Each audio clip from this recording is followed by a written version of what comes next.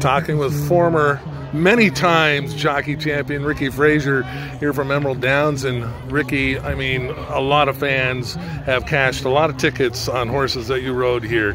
You're back, of course. Vern Gibson passed away, unfortunately, earlier this year, and a big race name for him. He was your valet as well. But just talk about coming back. What's it mean to come back to Emerald Downs for you?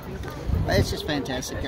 You know, just to see people you hadn't seen in 10 years. And, you know, so many people change a little, but, you know, me, I gained about 30 pounds since the last time they saw me. But, you know, it's great to see people. And I'm going to get a chance to come out a little more. COVID kept everybody, and some of my other injuries kept me from traveling. And now I'm finally getting healthy again. So I'm looking forward to spending a few more weeks out here this summer. And that's, you know, that's the tough thing about this profession. I mean, you are out there without a safety net, right? There's not much to protect you guys, you know, on and off the field, off the track. Yeah, I've got quite a few. I've got a plate and 4 screws in my neck, a replaced hip, a plate and 9 screws in my ankle, broke my neck twice. And that's just a few of the bones. And so you figured, oh, maybe that's enough. Yeah. Vern, long time. I mean, one of those guys that you just see, and even if you didn't know who he was, but you're a regular, you know who he is, because he's just one of those guys that belongs at the racetrack. That's just part of it. Tell us about Vern. Yeah, Vern was just born into racing. Just hardworking, you know, grew up the right way, just, you know, mucking stalls and walking horses, and then became a jockey. And then when he got too big and a few injuries, decided to start valeting. A good friend of his, Clell, passed away about a year ago. They kind of had similar lives, almost like twin brothers. And Vern beat cancer. He was supposed to have died over 10 years ago and beat cancer, and then 10 years later, the pneumonia got to him. And just a great guy. I got to talk to him, 15 minutes before he passed. He told me he loved me. And so that just was as precious as it could be, as, you know, meant a lot. And we were just great friends, and he was able to live some of his childhood through me, you know, from his earlier days as racing, and, you know, and he enjoyed the wins as much as I did. Yeah, I mean, it's been a heck of a career for both of you, and Vern certainly missed. As far as highlights for you, what are the biggest memories that stick out to you here at Emerald Downs? Is we have a gentleman fall down over there.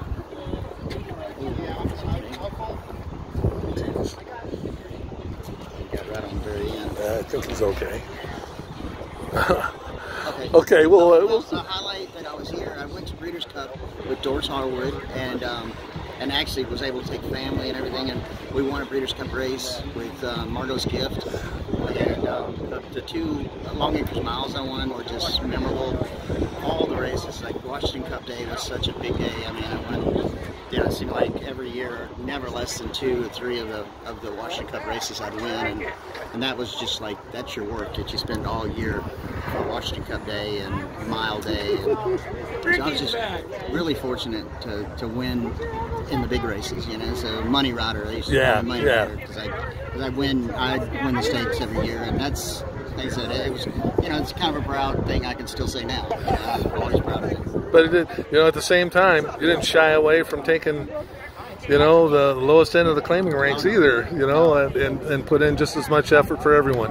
Well, my favorite thing is I wanted to ride every race. I didn't feel that I was at my best unless I rode at least 6, 7, 8 a day, you know, maybe even more. I liked to ride every race. I wanted to be the fittest guy. Even when I was 40, I wanted to be the fittest guy in the jockey room. You know, I'm fitter than any 18-year-old in there. You know, if you hook me at the head of the lane, you better have a better horse than me. Nice. Last thing is just kind of the state of horse racing right now.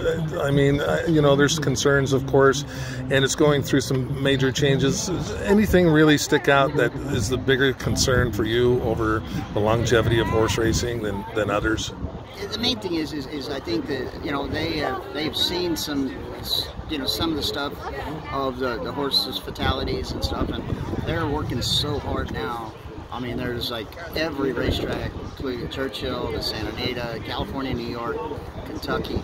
They're doing everything possible for safety. Everything has to do with safety for horses, and they have to. That's the only way we're going to keep this sport going and keep people loving it, is to have this safe. You know, but the 1,200-pound animals that if they fracture their leg, they're done. You cannot, their leg will not heal. And so that's the only thing that you're never gonna, you know. Right, but right. They have veterinaries check them before the race, after the race. They do drug tests, and also they don't. I mean, they've really come a long way in the last 15 years for sure. And it really is time for. I mean, it's been such a scattered, you know, industry. Every track kind of for them. They really do have to come together now more so than not, don't you think? I see that coming. You know, some of the smaller tracks are going to the wayside, and some of the bigger tracks are all getting together to where the smaller tracks don't make the big tracks look better. You know what I mean? Yeah. Like Emerald Downs, this is a big track. You know, you think it's not that big. This is a big. This is it in the Northwest, right? This is it, man. These people, they love horse racing better here than any place I've ever been in my life. And I felt so much at home here because I'm the same as Vern. I grew up, 2 years old. I'm out walking horses and cleaning stalls, and and so, I love horses. I love people that love the horses. So it's just been very fortunate to be here. That's one of the reasons I stayed, is because of how everyone is happy for people when they win, and they're, it's not as much jealousy, and they're happy, and when somebody loses a horse, I mean, it's genuine concern. They'll all come to the barn, and and it just means a lot when there is that sympathy when something does happen. And you got to feel good about the fans up here. Talking to some of the new faces from Turf Paradise this last week, one of them said, I heard this noise. I didn't know what it was. It was a crowd. I haven't ridden in front of a crowd in years. And then today, I mean, it's the day before a big day. Mother's Day is a big day, right? It's a huge crowd here on this Saturday. The fans turn out here. Yes, sir. Yes, sir. And I'm from Hot Springs, Arkansas, so Oak Lawn Park. Yeah. We just had 100,000 people. We got 40,000 people live in Hot Springs. So we got 100,000 people on Arkansas Derby Day, and we get good regular crowds. 40,000 people on weekends. Yeah, it's fun to ride in front of that. Watch, and I'm enjoying it now, just seeing how many people are here. Yeah, great. Ricky, great to catch up to you. Thanks. Congratulations. All right, thanks again. And Joe's kind of waiting for me. Okay, you got it.